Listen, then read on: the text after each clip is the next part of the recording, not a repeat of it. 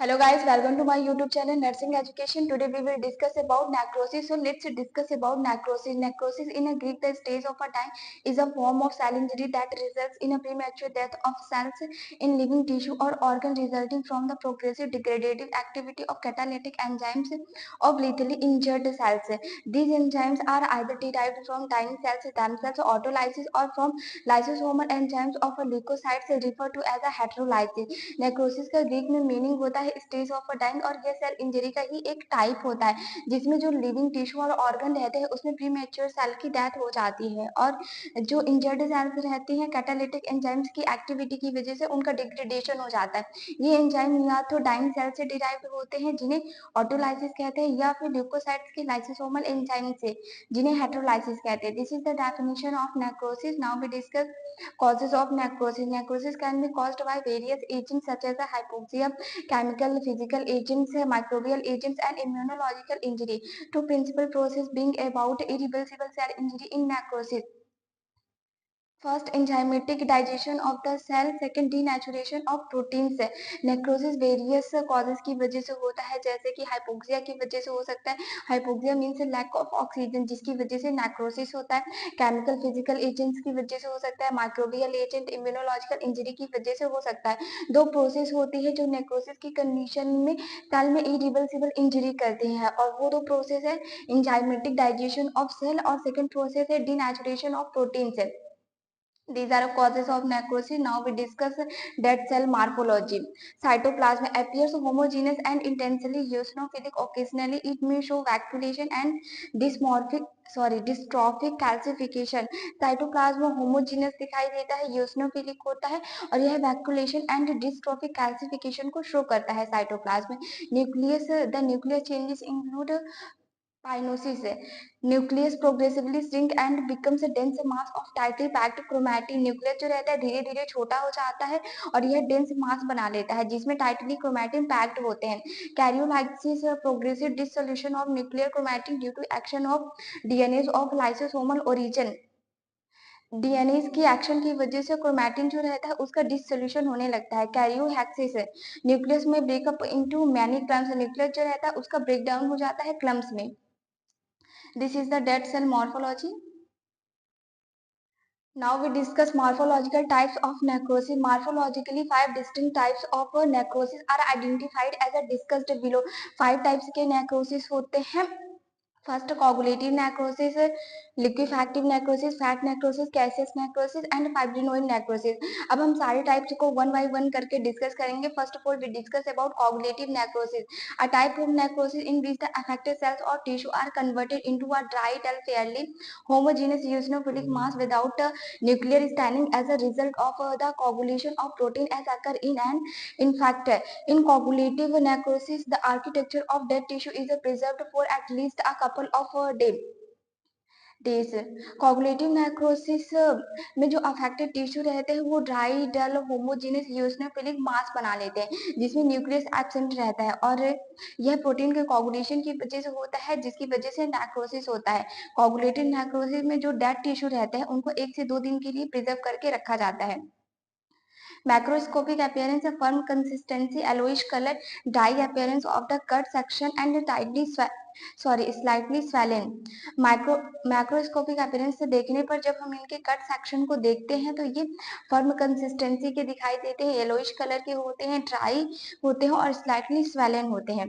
Microscopic appearance, it is characterized by the ghostly appearance of a cells under light microscopy in the affected area of a tissue. Basic features of coagulative necrosis is a conversion of normal cells into their tombstone. That is the basic outlines of a coagulated cells are retained so that the cell type can still be recognized, but their cytoplasmic and nuclear details are lost. For example, myocardial infarction.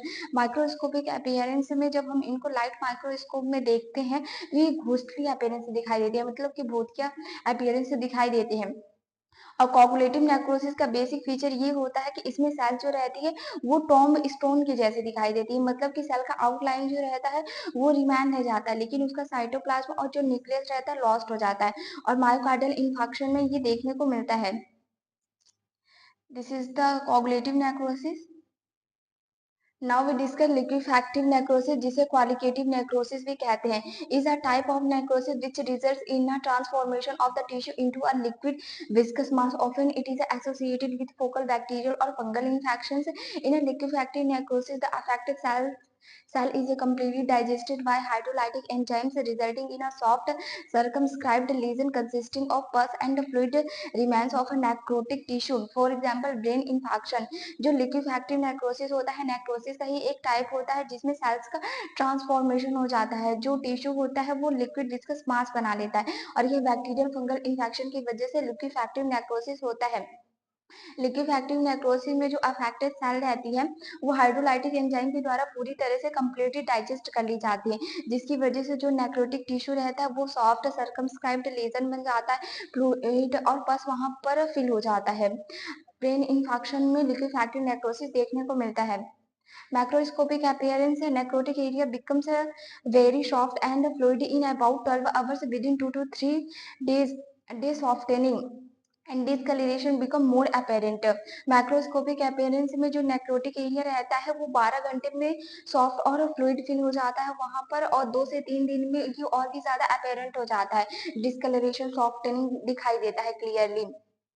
Microscopic appearance, the cystic space contains necrotic cell debris and macrophages filled with phagocytosed material. The cyst wall is formed by proliferating capillaries, inflammatory cells, and proliferating glial cells in case of a brain gliosis. Microscopic appearance में cystic space के बीच में necrotic cell debris होती है, और जो macrophages होता है वो phagocytosed material से fill हो जाते हैं, और सिस्ट की वॉल जो रहती है वो इंफ्लामेटरी सेल्स और कैपिलरीज के प्रोलिफरेशन से बनती है, और ब्रेन ग्लियोसिस में जो ग्लियल सेल्स रहती है उनका प्रोलिफरेशन हो जाता है।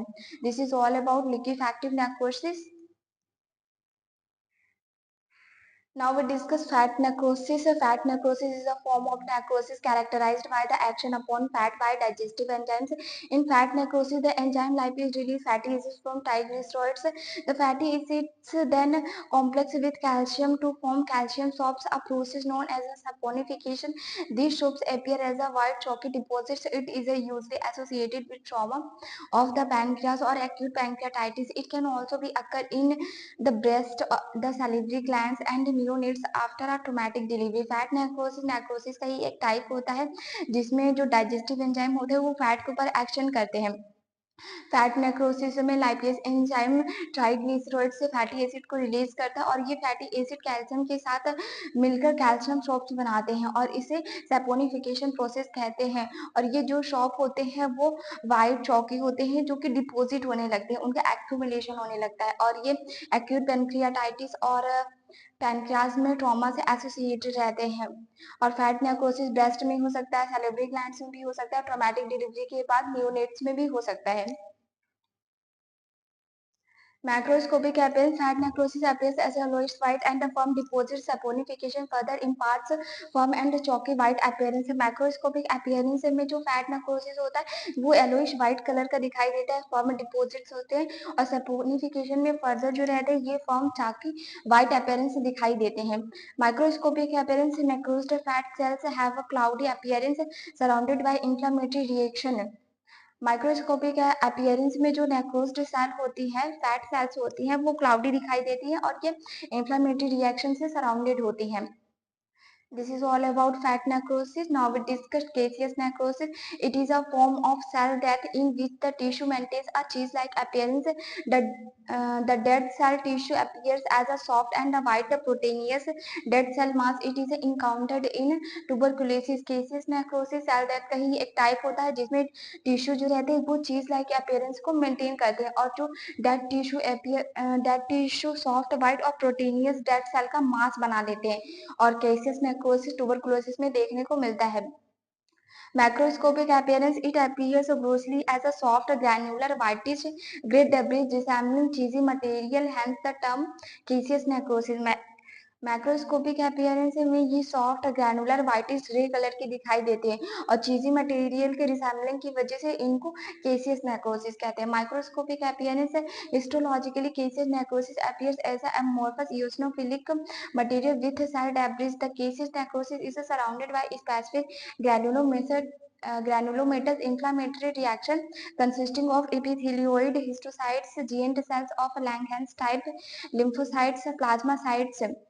माइक्रोस्कोपिक अपीयरेंस में जो केसियस नेक्रोसिस होता है उसमें एमोर्फस यूजनोफिलिक मटेरियल सेल डेब्रिस के साथ प्रेजेंट होता है और नेक्रोसिस केसियस नेक्रोसिस सराउंडेड होता है ग्रैनुलोमेटस इंफ्लेमेटरी रिएक्शन से जिसमें शामिल होते epithelioid cells, histiocyte, giant cells of Langhans type, lymphocytes, plasmacytes, ये सारी सेल्स इन्वॉल्व होती हैं. This is all about caseous necrosis. Now we discuss fibrinoid necrosis. Necrosis or fibrinoid degeneration is a form of necrosis or tissue death in which there is an accumulation of amorphous basic proteinous material in the tissue matrix with a staining pattern reminiscent of fibrin. It is seen particularly in various examples of immunologic tissue injury, autoimmune disease, immune complex vasculitis, Arthur's reaction, arterioles in a hypertension, peptic ulcer, etc. Microscopically, fibrinoid necrosis is identified by bright eosinophilic hyaline-like deposition in the vessels wall or on the lumen surface. Fibrinoid necrosis का ही एक type होता है जिसमें proteinaceous material tissue matrix में present होता है और यह इम्यूनोलॉजिकल टिश्यू इंजरी की वजह से फाइब्रिनोइड नेक्रोसिस होता है, जैसे कि ऑटोइम्यून डिजीज की वजह से फाइब्रिनोइड नेक्रोसिस हो सकता है और आर्टेरियोल्स में हाइपरटेंशन की वजह से, पेप्टिक अल्सर की वजह से हो सकता है. और जब हम माइक्रोस्कोपिकली फाइब्रिनोइड नेक्रोसिस को देखते हैं तो जो ल्यूमेन की सरफेस होती है और ब्लड वेसल्स की वॉल होती है वहां पर हाइलिन लाइक डिपोजिशन देखने को मिलता है और ब्राइट यूसनोफिल देखने को मिलते हैं. You can easily understand the necrosis through this figure. This is coagulative necrosis. This is liquefactive necrosis, fat necrosis, caseous necrosis, and fibrinoid necrosis. This is all about necrosis. Thank you so much. If you like my video, then like and share my channel.